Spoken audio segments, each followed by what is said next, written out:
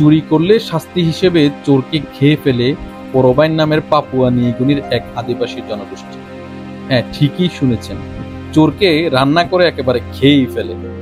এক প্রতিবেদনে এই তথ্য জানিয়েছে ব্রিটিশ সংবাদ মাধ্যম ডেইলি স্টার। প্রতিবেদনে বলা হয়, সম্প্রতি মার্কিন অভিযাত্রী ও ব্লগার ড্রিউ বিনস্কি পাপুয়া নিউগিনির নরখাদক কোরোবাই আদিবাসীদের খুঁজে পৃথিবীর সবচেয়ে বিচ্ছিন্ন জঙ্গল হিসেবে পরিচিত একটি এলাকায় যান।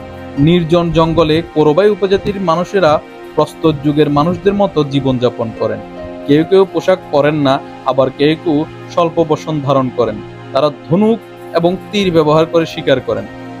1974 সাল পর্যন্ত কোরোবাইনরা জানতই না তারা ছাড়া পৃথিবীতে অন্য কোনো মানুষ আছে।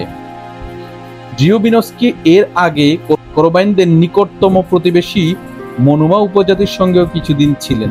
তাদের কাছ থেকে হিংস্র কোরোবাই মানুষদের সম্পর্কে জানতে পারেন। তিনি জানতে পারেন কোরোবাইরা ক্ষুধার জন্য বা পুষ্টির জন্য মানুষকে ভক্ষণ করে না, মূলত কাউকে শাস্তি দিতে তারা এটা করে থাকে। কোরোবাইনদের মতে মানুষ ভক্ষণের বিষয়টি উপভোগ বা পুষ্টির জন্য নয়, এটি শাস্তির জন্য করা হয়। বিনস্কি বলেন, আপনি যদি কোনো কিছু চুরি করেন তাহলে তারা আপনাকে আগুনে ছুঁড়ে মারবে এবং খেয়ে ফেলবে। কোরোবাইদের ধারণা, খাকুয়া নামে একটি দুষ্ট রাক্ষস মানুষের ভেতরে ঢুকে সেই মানুষটিকে ভেতর থেকে খেতে শুরু করে।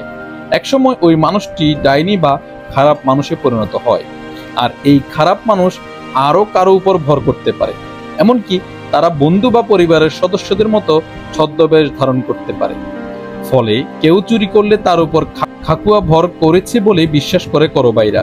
এজন্য এমন কাউকে পেলে নিজেদের ক্ষতির হাত থেকে রক্ষার অনুষ্ঠান করে ওই অপরাধীকে তারা রান্না করে খেয়ে ফেলে।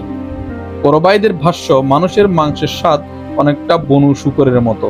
এই উপজাতিরা মানুষের চুল, নখ ছাড়া শরীরের প্রায় প্রতিটি অংশই খেয়ে ফেলে। তবে 13 বছরের কম বয়সীরা এই মাংস খেতে পারে না, কারণ কোরোবাইদের ধারণা খাকুয়া খেলে শিশুদের শরীরে এটি ভর করতে পারে। এর আগে বিচ্ছিন্ন ওই জঙ্গলে কর্নেলিয়াস নামক এক গাইড কোরোবাইদের কাছাকাছি গিয়েছিলেন বলে জানা যায়।